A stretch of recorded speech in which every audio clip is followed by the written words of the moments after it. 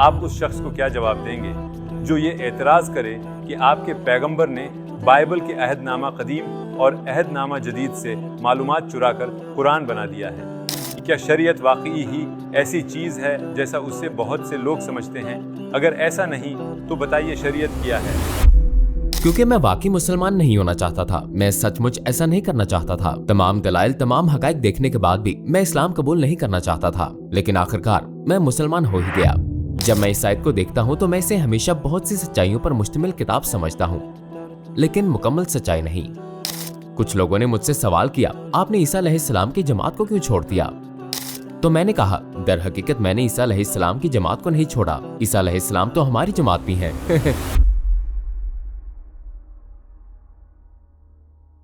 السلام علیکم بھائی جورم، ہماری دوبارہ دعوت قبول کرنے پر بہت شکریہ۔ آپ کا پہلا انٹرویو بہت وائرل ہوا، جس کے ویوز اس وقت 4 ملین تک پہنچ چکے ہیں۔ کیا آپ کو لوگوں سے اتنی دلچسپی کی توقع تھی یا آپ کو اس سے حیرت ہوئی؟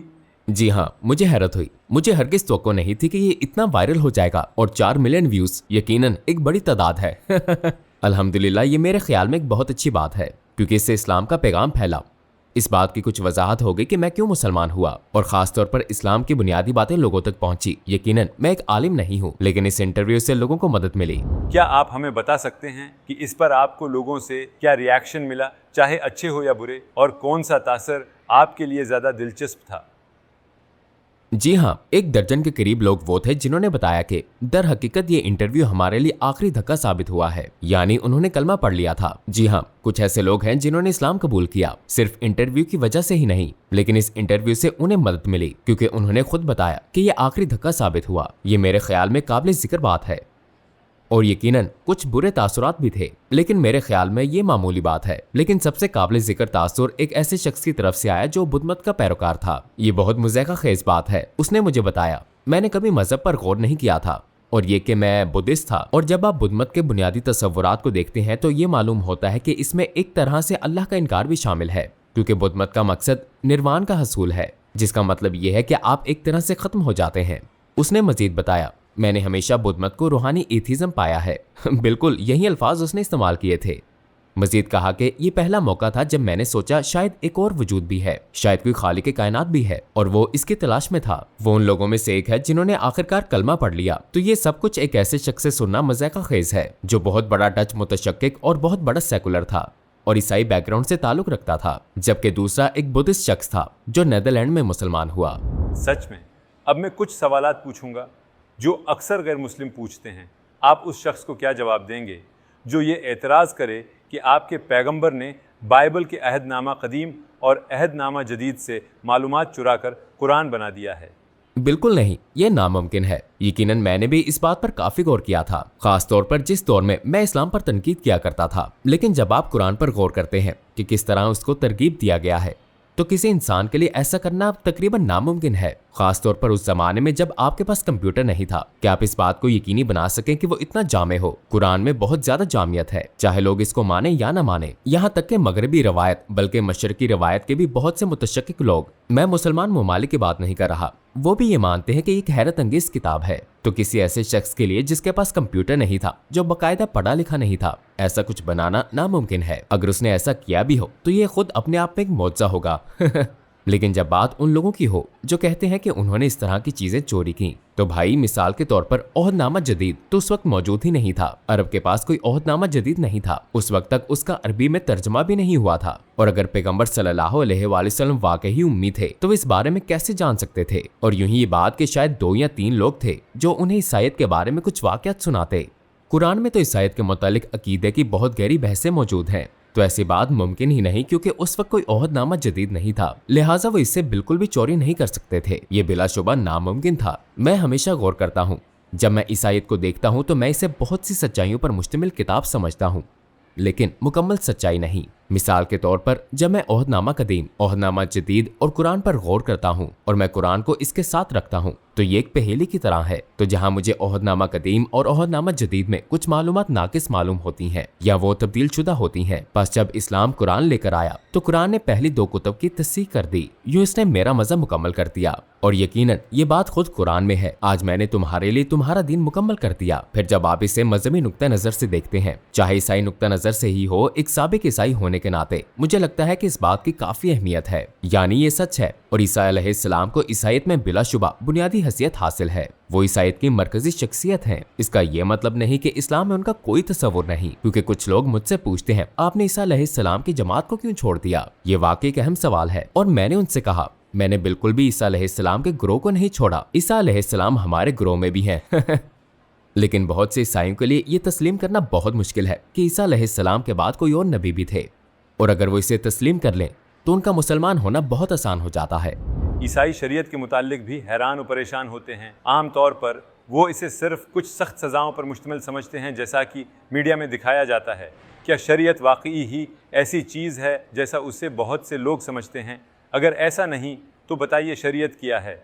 अगरचे मैं एक आलिम नहीं हूँ लेकिन जो कुछ मैं जानता हूँ और जितना मैंने शरीयत के मुतालिक पढ़ा है, उलमा ये कहते हैं ये मजहबी जिम्मेदारियों पर मुश्तमिल नजरिया है और शरीयत बहुत वसी है। शरीयत का ताल्लुक लिबास से भी है, इसका ताल्लुक खाने से भी है, इसका ताल्लुक इबादत से भी है, इसका ताल्लुक तजारत से भी है, इसका ताल्लुक हर मामले से है और बिलाशुबा इसका एक छोटा सा हिस्सा मुजरिमों की सजाओं से मुतल्लिक भी है। लेकिन मगरिब में फैली इसके मुतालिक गलत फहमी के पीछे 16वीं और 17वीं सदी के पुराने प्रोपोगंडे हैं, जिसके मुतालिक हमने पहले भी बात की थी। लेकिन अब भी लोग ये कहते रहते हैं कि शरीयत ये है वो है। शरीयत इसका नाम नहीं, ये तो उसका बहुत छोटा सा हिस्सा है। लेकिन चूंकि इस्लाम एक जामे दीन है, लिहाजा ये सिर्फ दिलों की बातें नहीं करता है, ये एक प्रैक्टिकल मजहब है। ये हकीकत में इस दुनिया में जिंदगी गुजारने के लिए काबिल अमल है। इसका मतलब ये है कि हमें शरीयत में इस दुनिया के तमाम पहलुओं और तमाम हिस्सों के बारे में बात करनी पड़ती है और मुजरिमों की सजा भी इसका एक हिस्सा है। मगरिब में बहुत से लोग मुझसे कहते हैं हमारे यहाँ लोगों को वाकई सजा नहीं दी जाती। मिसाल के तौर पर हमारे यहाँ ऐसा भी हुआ है कि कुछ लोगों ने रेप किया और उन्हें सिर्फ 1 साल कैद की सजा मिली, सिर्फ 1 साल। और मैं खुद भी एक बाप की हैसियत से महसूस कर सकता हूँ, अगर मेरी बेटी का रेप हो तो मैं कभी नहीं चाहूंगा कि ऐसे शख्स को सिर्फ 1 साल की सजा दी जाए। मैं एक सख्त और हकीकी सजा का मुतालबा करूंगा। और जब मैं दूसरे निजामों की तरफ देखता हूँ तो जाहिर है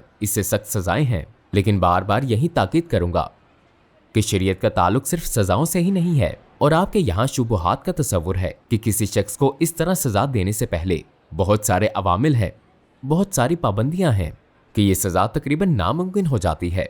यूं ज्यादातर इस बात को यकीनी बनाना होता है कि लोग समझ जाएं कि एक काबिल नफरत काम है जो आप करने वाले हैं या कर चुके हैं। लेकिन मगरिब में लोग इसे इस तरह नहीं देखते, क्योंकि वो इस्लाम को इस तरह देखना ही नहीं चाहते जैसा वो है। खासतौर पर वो लोग जो इस्लाम को मुकम्मल तौर पर जानते हैं मगर वो मुसलमान नहीं होना चाहते, तो वो इस किस्म की बातों को तोड़ मोड़ कर बहुत ही खौफनाक और अजीब बनाकर पेश करते हैं। लेकिन जब आप सल्तनत उस्मानिया को देखते हैं, मिसाल के तौर पर मुर्तद की सजा का मसला, क्योंकि बहुत से लोग इस पर सवाल करते हैं, है ना, जब आप मुर्तद होते हैं तो आपको कत्ल कर दिया जाता है वगैरह।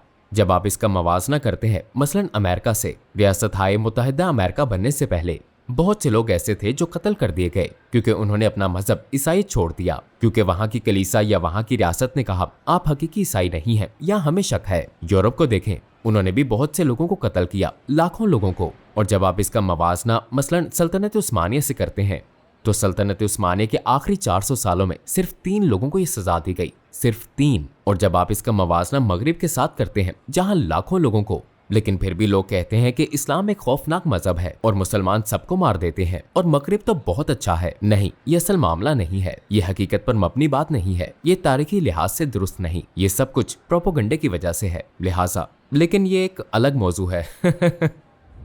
लोग ये भी पूछते हैं कि हमें इंसाफ कायम करने के लिए अल्लाह ताला से अहकामात लेने की क्या ज़रूरत? क्या हम खुद फैसला नहीं कर सकते कि क्या सही है और क्या गलत? अस्सलाम वालेकुम भाइयों और बहनों, हमें एहसास हुआ है कि हमारे चैनल पर 80% नाजरीन बशमूल इस वीडियो के हमारे सब्सक्राइबर्स नहीं हैं। जैसा कि आप जानते हैं कि हम गैर मुनाफे बख्श तंजीम हैं और हमारी वीडियो पर इश्तहारात गैर फ़ाल हैं। टुवर्ड्स इटर्निटी सिर्फ एक यूट्यूब चैनल ही नहीं बल्कि एक मदरसा भी है। यहाँ हम खुद को और नौजवानों को इस्लामी तालीम से आरास्ता करते हैं, लिहाजा हमारे इस मुतालबे का वाहिद मकसद सच्चाई को फैलाना है। हो सकता है बज़ाहिर ये छोटा अमल लगे, लेकिन इंशाअल्लाह ये हमें लाखों लोगों तक पहुँचने में मदद करेगा। आइए अब लाइक और सब्सक्राइब बटन पर क्लिक करें और साथ मिलकर टुवर्ड्स इटर्निटी का सफ़र करें। लोग ये भी पूछते हैं कि हमें इंसाफ कायम करने के लिए अल्लाह ताला से अहकामात लेने की क्या ज़रूरत? क्या हम खुद फैसला नहीं कर सकते कि क्या सही है और क्या गलत? ये तो एक फलसफाना किस्म का सवाल है। नहीं, मुझे नहीं लगता कि लोग ऐसा कर सकते हैं, क्योंकि लोग बदलते रहते हैं। और जब आप तारीख को देखते हैं, और जैसा कि मेरा ताल्लुक मगरिब से है और मैं मगरिब में रहता हूँ, जब मैं मगरिब की तारीख देखता हूँ, जब लोगों ने ऐसा सोचा कि वो एक खुदा यानी अल्लाह ताला के बगैर भी काम चला सकते हैं, इस कोशिश का नतीजा बहुत बुरा निकला। मिसाल के तौर पर जब आप DDR यानी मशरकी जर्मनी को देखें, या जब आप सोवियत यूनियन रूस को देखते हैं, वहाँ कम्युनिज्म राज था और कम्युनिज्म में रियासत का मजहब एथीज्म था और बहुत से उलमा कराम को वहाँ कत्ल कर दिया गया सिर्फ इस वजह से कि वो मुसलमान थे और वो इस्लाम और सिर्फ अल्लाह पर ईमान लाने की तबलीग कर रहे थे। उन्हें बुरी तरह कत्ल किया गया, ज़िबा किया गया, बल्कि ईसाई राहबों को भी बहुत सारे लोग यूं मार दिए गए। तो अगर लोग ये कहते हैं कि जी मजहब हमेशा तशद्दुद का सबब बनता है, तो भाई सोवियत यूनियन को देखो, वो तो खुलकर मजहब का इनकार करते थे, लेकिन उन्होंने खौफनाक जराइम का इर्तिकाब किया। अपने ही मुल्क के 20 मिलियन के करीब लोग कत्ल कर दिए, दूसरे लोगों की तो बात ही ना करें। यहाँ तक कि अल्बानिया में भी, जो कि एक मुसलमान मुल्क हुआ करता था, जब वो कम्युनिस्ट एनवर खोजा के ज़ेरे हुकूमत था, उसने बहुत से लोगों को कत्ल किया। यूं ही चाइना, नॉर्थ कोरिया में बहुत सी ऐसी मिसालें मौजूद हैं। हाँ, बाज़ औक़ात खुशकिस्मती से हालात बदल जाते हैं, लेकिन जब आप इस तस्वुर को देखते हैं कि लोग खुदा के अहकाम के बगैर खुद ही अपने ऊपर हुक्मरानी करें, तो इसका नतीजा अच्छा नहीं निकलता। खैर, जब आप जंग अज़ीम दोम को देखते हैं, जब आप 1939 से 1945 तक नाज़ी जर्मनी को देखते हैं, उसने अमली तौर पर बरे आज़म यूरोप पर हुक्मरानी की, लेकिन उसने कितने ही लोगों को मार डाला, यहाँ तक कि माजूर अफराद को भी इंतहाई दर्दनाक तरीकों से कत्ल कर दिया। उन्होंने अपने खुद साख्ता उसूल बनाए। ये बात वहाँ लोगों के लिए अच्छी साबित ना हुई, तो इंसानों के लिए ऐसी रहनुमाई जिससे हम एक दूसरे के साथ अमन से रह सके, अल्लाह ताला के अहकाम में ही है। मगरिब में बहुत से गैर मुस्लिम ये सोचते हैं कि इस्लाम में आज़ादी नहीं है, जैसा कि हम जानते हैं कि वो लोग खुद आज़ाद ज़िंदगी गुजारने में मशहूर हैं। क्या आपको लगता है कि इससे इंसानियत को खुशी मिल सकती है? मैं समझता हूँ कि इस्लाम में आज़ादी है, लेकिन कोई शख्स भी मुकम्मल तौर पर आज़ाद नहीं है। आप हमेशा किसी न किसी चीज़ के गुलाम होते हैं, पैसे के गुलाम, या औरतों के गुलाम, या अच्छे कपड़ों के गुलाम, या किसी दूसरी चीज़ के गुलाम। लिहाजा हमें चाहिए कि कम से कम सच्चाई के गुलाम बने। तो हकीकी आज़ादी है क्या? ये क्या आप नशा कर सकते हैं, या ये क्या आप मनशियात इस्तेमाल कर सकते हैं, या ये क्या आप जिना वगैरह कर सकते हैं? ये हकीकी आज़ादी नहीं है, अंजामकार। इसमें आपको कोई खुशी हासिल नहीं होगी। तो ये ऐसे ही है जैसे छोटे बच्चों के साथ होता है। अगर मैं अपने बच्चे से पूछूं कि तुम क्या खाना चाहते हो, वो कहेगा टॉफ़ी। अगर मैं उसे सारा दिन टॉफियां देता रहूं तो वो बीमार पड़ जाएगा और नतीजे के तौर पर शायद वो मर भी जाए, क्योंकि उसे विटामिन नहीं मिल रहे, सब्जियां या प्रोटीन्स वगैरह नहीं मिल रही। मतलब ये कि अगर कोई चीज अच्छी लगती है तो इसका ये मतलब नहीं कि वो वाकई ही अच्छी है, और ये जरूरी नहीं कि वो आगे चलकर आपके लिए फायदेमंद ही साबित हो। तो अगर आप मुसलमान हैं तो बस इस्लाम पर अमल करने की कोशिश करें। और मैं जानता हूं कि बहुत से लोग कहते हैं जब आप मुसलमान होते हैं तो आप ये नहीं कर सकते, वो नहीं कर सकते। आप तकरीबन सब कुछ कर सकते हैं सिवाय चंद चीजों के, और कुछ चीजें जिनकी आपको इजाजत नहीं है।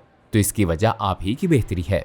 वो जो कहा जाता है कि शराब ना पिए, मनशियात का इस्तेमाल ना करें, ऐसा ना करें, इसकी एक वजह है। ये हुक्म आपको परेशान या खराब करने के लिए नहीं है, बल्कि ये आपकी मदद के लिए है। इस बात को यकीनी बनाने के लिए है कि आप एक खुश इंसान बने। अगर आप मुसलमान हैं या अगर आप मुसलमान नहीं भी हैं, अगर आप मुसलसल मनशियात इस्तेमाल कर रहे हैं, या आप शराब वगैरह पी रहे हैं, या आप किसी के साथ डेट पर, क्लबिंग वगैरह पर जा रहे हैं, उनमें से अक्सर लोग बाद में पछताते हैं, फिर वो अकेले रह जाते हैं, क्योंकि आखिरकार वो एक मर्द या औरत की तलाश कर रहे होते हैं ताकि शादी हो जाए, बच्चे हो जाएं। ज्यादातर लोग यही चाहते हैं। लेकिन ये सब चीजें आपके ऐसे मुस्तकिल ताल्लुकात पैदा करने में मदद नहीं करेंगी जहां बुनियादी नुक्ता खुशी का हसूल हो। क्योंकि आखिर में मेरा ख्याल है कि हम सब सादत वाले बनना चाहते हैं, है ना? आप खुश रहना चाहते हैं, आप अल्लाह ताला के करीब होना चाहते हैं।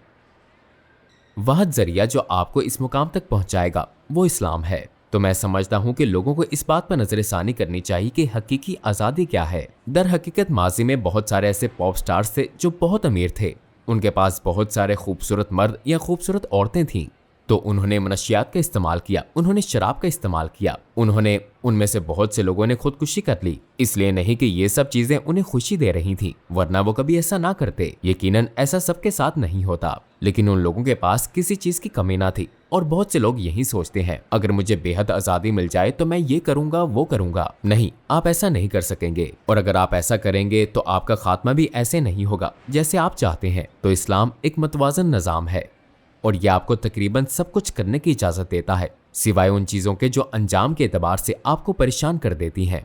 तो बस दी गई हदायत पर अमल करें ताकि आप एक खुश इंसान बन सके, और इन हदायत से मेरी मुराद इस्लाम है। आखिर में मेरी आपसे एक दरख्वास्त है कि 4 मिलियन से ज्यादा अफराद ने YouTube पर हमारे साथ आपकी पहली वीडियो देखी और तकरीबन इतने ही लोगों ने उसको Instagram पर देखा। उन देखने वालों में हजारों गैर मुस्लिम भी थे। मैं चाहता हूं कि आप बराह रास्त कैमरे की तरफ देखें और इन गैर मुस्लिमों से चंद अल्फाज कहें। इस्लाम कबूल करने में उन्हें कुछ हिचकचाहट हो सकती है। आप उन्हें क्या पैगाम देना चाहेंगे? मुख्तसर अल्फाज में बराए मेहरबानी, इस्लाम ही क्यों? उन्हें क्यों नहीं हिचकचाना चाहिए सीधा कैमरे की तरफ देखते हुए? उन तमाम लोगों के लिए जो अभी तक मुसलमान नहीं हुए, आप तरद्दुद का शिकार हैं, चाहे आप मुतशक्किक हों या एथियस्ट या ईसाई या बुद्धिस्ट या हिंदू वगैरह कुछ भी हों। मैं ऐसे तमाम लोगों के लिए दीन इस्लाम कबूल कर लेने की ख्वाहिश रखता हूँ। ये इसलिए नहीं है कि मैं समझता हूँ कि आप बुरे शख्स हैं, और ऐसा ही मामला ज्यादातर मुसलमानों का है। बाकी मुसलमान भी जब आप तक इस्लाम का पैगाम पहुंचाते हैं वो भी आपको बुरा इंसान नहीं समझते। लेकिन जैसा कि मैंने इंटरव्यू के दौरान कहा था, इस्लाम ने दर हकीकत मुझे दिली और ज़हनी सुकून दिया है। और बहुत से लोग ये सोचते हैं कि मुसलमान होना बहुत मुश्किल है, मुझे 5 बार नमाज पढ़नी पड़ेगी, मैं ये नहीं कर सकता वो नहीं कर सकता। मेरा तजर्बा ये बताता है कि ये इतना मुश्किल नहीं है। नतीजे के एतबार से इसने मुझे और ज्यादा खुशी दी है। और अगर आप वाकई मुखलिस हैं, और अगर आप वाकई सच्चाई के पैरोकार हैं, और अगर आप वाकई सच्चाई पर यकीन रखते हैं तो चीजें बहुत आसान हो जाती हैं। लिहाजा मैं लोगों को ये मशवरा और तजवीज़ दूंगा कि इस्लाम पर गौर करें, इसका हकीकत पसंदी से मुतालिया करें। ये मत देखें कि मुसलमान क्या करते हैं, ये देखें हदायत के आखिरी सरचश्मे हजरत मोहम्मद सल्लल्लाहु अलैहि वसल्लम ने क्या अमल किया है, और उन्हें आपको इस्लाम की सच्चाई का कायल करने का मौका दें। तो इस्लाम कैसे दुनिया भर के लोगों के दिलों को फतह कर सकता है? आपके ख्याल में ऐसा करने का क्या तरीका है? इस्लाम एक हकीकी सच्चाई है। मुझे नहीं लगता कि हमें बहुत कुछ करने की जरूरत है, हमारे ज़िम्मे सिर्फ पैगाम पहुंचाना है। और मैं हमेशा यही समझता हूँ, हम यहाँ भी यही करते हैं और आने वाले इस्लामिक म्यूजियम में भी ऐसा ही करेंगे, क्योंकि सच्चाई लोगों को मतवज्जे करती है। अगर कोई चीज सच है तो आप इस सच्चाई की तरफ रागिब हो जाते हैं। मेरे साथ भी यही हुआ, क्योंकि मैं वाकई मुसलमान नहीं होना चाहता था, मैं सचमुच ऐसा नहीं करना चाहता था। तमाम दलाइल, तमाम हकाइक देखने के बाद भी मैं इस्लाम कबूल नहीं करना चाहता था, लेकिन आखिरकार मैं मुसलमान हो ही गया। आप क्यों नहीं होना चाहते थे? ये ऐसा था कि जैसा कि मैंने शुरू में बताया, जब कुरान अलमारी से गिर गया तो मैंने इसे उठाया और इसमें सूरह 22 अल हज की आयत नंबर 46 में लिखा था, बिलाशुबा उनकी आंखें अंधी नहीं होती बल्कि सीनों में दिल हैं जो अंधे होते हैं। और यही मसला दर हकीकत मेरे साथ था। मैं समझता हूँ कि यही मसला मगरिब में बहुत से लोगों के साथ है, क्योंकि आंखों का मसला नहीं है। आप दलाइल देख सकते हैं अगर आप वाकई दलाइल देखना चाहते हैं। अगर आप हकाइक देखना चाहते हैं तो उन्हें देखें, वो आपके सामने मौजूद हैं। तो आपकी आंखों के साथ कोई मसला नहीं है, आपकी आंखें दुरुस्त हैं, लेकिन आप देखना नहीं चाहते हैं और ये मामला कुछ और है। ये दिल का मसला है और इसकी वजह ये हो सकती है कि आप इस हकीकत को कबूल नहीं करना चाहते कि खालिक सिर्फ एक है, या आप मुसलमान नहीं होना चाहते। बहुत से दलाइल हैं, लेकिन ये दिमाग का मसला नहीं है, ये नहीं है। अकली तौर पर इस्लाम बहुत आसान है। मसला ये है कि क्या आप वाकई तैयार हैं, क्या आप वाकई पैगाम वसूल करना चाहते हैं। तो ये दिल का मसला है। आजकल कुछ लोग ये गुमान करते हैं कि मुसलमान शिकस्त खुर्दा हैं और पीछे रह गए हैं। अगर इस्लाम सच्चा दीन है तो ऐसा क्यों है? अगर आप इस्लाम को ऐसे दिखें कि मसलन वो सूरज की तरह है जो खूबसूरत है और ऊपर चमक रहा है, आप उसे छू नहीं सकते। और अगर हम बहसियत मुसलमान तय खाने में रह रहे हों और हम कहें इस्लाम कहाँ है, इस्लाम कहाँ है, हमें तो इस्लाम नजर नहीं आ रहा, तो इसकी वजह यह है कि हम तय खाने में हैं। हमें तय खाने से बाहर निकलना होगा। बाहर निकलें, ऊपर देखें तो हम इस्लाम को देख सकेंगे। और यही दूसरे लोगों के साथ भी होता है। अगर आसमान पर ही बादल छाए हुए हों जो दरमियान में हाइल हो तो वो देख नहीं सकेंगे। इसका मतलब ये नहीं है कि इस्लाम मौजूद नहीं है। अल्लाह ताला मौजूद है, इस्लाम मौजूद है, ये वहां है कि उसे छुआ नहीं जा सकता। ये खूबसूरत है, इससे कोई फर्क नहीं पड़ता कि आप क्या कहते हैं या करते हैं, ये फिर भी मौजूद है। तो इस्लाम को कभी शिकस्त नहीं हुई, ये अभी भी मौजूद है। और मुसलमान हमेशा सच्चे मुसलमानों की तरह जिंदगी बसर नहीं करते, ये हमारी जिम्मेदारी है। मेरे ख्याल में अगर हम सच्चे मुसलमानों की तरह जिंदगी गुजारते तो आप आज भी दुनिया में सबसे ऊपर होते, क्योंकि आखिर एक वक्त में आप दुनिया पर हुक्मरानी करने वाली कौम थे। आपने बहुत से लोगों को सिखाया है, आपने सच्चाई को फैलाया है, लेकिन फिर लोगों के दरमियान इत्तेहाद इत्तेफाक नहीं रहा, जिसके नतीजे में वो हकीकी मुसलमान ना रहे। और फिर बिलाखिर दुनिया तो इसी तरह चलती है। फिर दूसरे लोग आगे आ गए और इसका दारोमदार हम पर है। अगर हम इस्लाम को ऐसे ना समझे जैसे वो है और हम उस पर अमल ना करें तो फिर हमें शिकायत करने का कोई हक नहीं है। लेकिन ये हमारी अपनी जिम्मेदारी है, क्योंकि मैंने कभी भी यहाँ तक कि जब मैं एक मुस्लिम मुखालिफ सियासतदान था, मैंने कभी इस्लाम को कमजोर नहीं पाया। मैं उस वक्त इसे खतरा समझता था, लेकिन मैं इसको एक खतरा समझने के बावजूद बहुत जरूरी समझता था। लेकिन अब मैं इसे एक सच्चाई के तौर पर देखता हूँ, एक हतमी हकीकी सच्चाई, और ये सबसे खूबसूरत चीज है। लिहाजा आपको इस्लाम से दूर जाने, ये शर्मिंदा होने की जरूरत नहीं, बिल्कुल नहीं। फख्र करें, इस पर अमल करें, एक हकीकी मुसलमान बने। अगर आप वाकई आखिरत पर यकीन रखते हैं और आप वाकई खालिक पर यकीन रखते हैं तो फिर इस मजहब के लिए सब कुछ करना चाहेंगे, यानी निहायत मुस्बत तरीके से, बिलाशुबा। तो ये वो चीज है जो हमें करनी चाहिए, और अगर आप ऐसा कर लें तो दोबारा बुलंद होंगे। हम जानते हैं कि दुनिया में इस्लामोफोबिया बढ़ रहा है। आपके ख्याल में हम इस मसले से कैसे निमट सकते हैं? मेरे ख्याल में दो ही तरीके हैं। पहला ये कि एक सच्चे मुसलमान की तरह जिंदगी गुजारें, अच्छे अखलाक का मुजाहरा करें। और क्योंकि शुरू के अक्सर लोग कदीम जमाने में कहा जा सकता है कि उनको जो देखता था वो मुतासिर होता था। मिसाल के तौर पर इंडोनेशिया को देखें, वहां मुसलमान ताजर के तौर पर आते थे और उन्होंने कभी किसी को इस तरह इस्लाम की दावत नहीं दी थी कि दूसरे लोग मुसलमान हो जाएं वगैरह वगैरह। सिर्फ ये कि वो खुद सच्चे मुसलमान थे, वो तजारत करते थे और इंडोनेशियन लोग तब हिंदू होते थे। उन्होंने कहा, वाह ये क्या है, उन लोगों के पास तो एक खूबसूरत तस्वुर है खुदा पर, उनका ईमान वगैरह, वो साफ सुथरे हैं, वो बहुत ईमानदार हैं, ये खूबसूरत चीज है। और उनमें भी उन जैसा बनने की ख्वाहिश पैदा हुई और इस वजह से वो मुसलमान हो गए। वहाँ इस्लाम की कोई बहुत ज्यादा तबलीग नहीं करनी पड़ी, वहाँ लोग सिर्फ इन इब्तदाई मुसलमानों के अखलाक को देखकर ही मुसलमान हो गए जो इंडोनेशिया तजारत के लिए आए थे। और मैं समझता हूँ कि यही बेहतरीन तरीका है। अगर लोग टेलीविजन पर ये सब खौफनाक चीजें देखेंगे तो वो खौफजदा हो ही जाएंगे, या वो इससे नावाकिफ हैं या वो जो भी हैं। और जब वो मुसलमानों का अच्छा अखलाक देखेंगे वो कहेंगे, अरे जो कुछ मैं टीवी पर देखता था वो सच नहीं था, जो मैं मुसलमानों को करते देख रहा हूँ यही इस्लाम है। और बहुत से लोग कुरान नहीं पढ़ते, वो अहादीस नहीं पढ़ते, वो आपको और मुझे पढ़ते हैं। तो आइए एक खुली किताब बने, एक बेहतरीन किताब जो उन्होंने कभी पहले ना पढ़ी हो। मेरे ख्याल में ये बहुत अहम है। और यकीनन दूसरी चीज तालीम है। लोगों को दिखाएं, अगर वो दिलचस्पी रखते हैं और वो मजीद जानना चाहते हैं तो फिर जरूरी है कि अच्छे लोग उन्हें अमली तौर पर दिखाएं कि इस्लाम क्या है, इस्लाम के बुनियादी तस्वुरात की वजाहत करें। तो मेरे ख्याल में यही दो तरीके हैं। कुछ मुसलमान कहते हैं कि मैं एक ऐसा शख्स हूँ जो घर से काम पर और काम से घर जाता हूँ, या मैं एक तालिब इल्म हूँ। और वो पूछते हैं, मैं अपने इर्द गिर्द लोगों को इस्लाम के बारे में कैसे बताऊं? क्या आपको लगता है कि वो भी इस पैगाम को फैला सकते हैं? जी हाँ, यकीनन तमाम मुसलमानों को चाहिए कि लोगों को इस्लाम की तरफ दावत दें। और अगर मुसलमान लोग भी हों तो आप आपस में एक दूसरे के ईमान में इजाफे का जरिया बन सकते हैं। आप एक दूसरे का सहारा बन सकते हैं, क्योंकि दुनिया जिसमें हम रहते हैं एक मुश्किल जगह है और यहाँ हमेशा तफरीह नहीं होती, बल्कि बहुत से दुख भी हैं, बहुत से गम भी हैं। लेकिन हमारे सुकून का सामान इस्लाम में मौजूद है। लिहाजा अगर आप लोगों को सुकून पहुंचाते हैं, उनकी मुआवनत करते हैं और उनके ईमान को तकवीयत देते हैं तो ये चीज़ इत्मीनान का बायस बनती है। क्योंकि अगर मेरे पास एक बहुत ही फजूल काम है, मिसाल के तौर पर मुझे सारा दिन मोहरें लगाना पड़ती हैं मेरे साथ एक शख्स काम करता है जो मुसलमान नहीं है, लेकिन उसके कुछ सवालात हैं। आप उससे बात कर सकते हैं और उसका नतीजा अच्छा निकलेगा। दर हकीकत आपकी वहाँ एक मखसूस लम्हे पर, मखसूस वक्त पर मौजूदगी की कोई वजह है, कोई भी यहाँ बगैर किसी वजह के नहीं है। लिहाजा अगर आपको ये एहसास हो कि आपके यहाँ आने का कोई मकसद है, आपको यहाँ अल्लाह ताला के फजल से कुछ करने के लिए भेजा गया है, तो फिर कुछ करें और इस्लाम की खिदमत के लिए कुछ करें। भाई जोराम, आपका इस बेहतरीन और ख़ूबसूरत इंटरव्यू के लिए बहुत बहुत शुक्रिया। मैं दुआ करता हूँ कि आप आखिरी दम तक इस उम्मत की इसी तरह हमेशा खिदमत करते रहें। आप भी। दूसरी मरतबा हमने आपके पसीने छुड़ाने की कोशिश की है, लेकिन हम ऐसा नहीं कर सके। शायद इसकी वजह ये है कि आप एक सियासतदान हमारे साथ शरीक होने का शुक्रिया। आपका भी शुक्रिया। ये मेरे लिए एजाज की बात थी कि मुझे इस शो में शिरकत का मौका मिला। आप बहुत बहुत अच्छा काम कर रहे हैं और इंशाल्लाह आप इस्लाम के हकीकी पैगाम को फैलाने में मददगार साबित होंगे और इसे तमाम लोगों तक पहुंचाएंगे, हर किस्म के मुसलमानों तक, स्याह सफेद, बूढ़े जवान, मर्द खवातीन वगैरह सब तक। ये एक बहुत ही अच्छा काम है जो आप कर रहे हैं। अल्लाह ताला बरकत दे।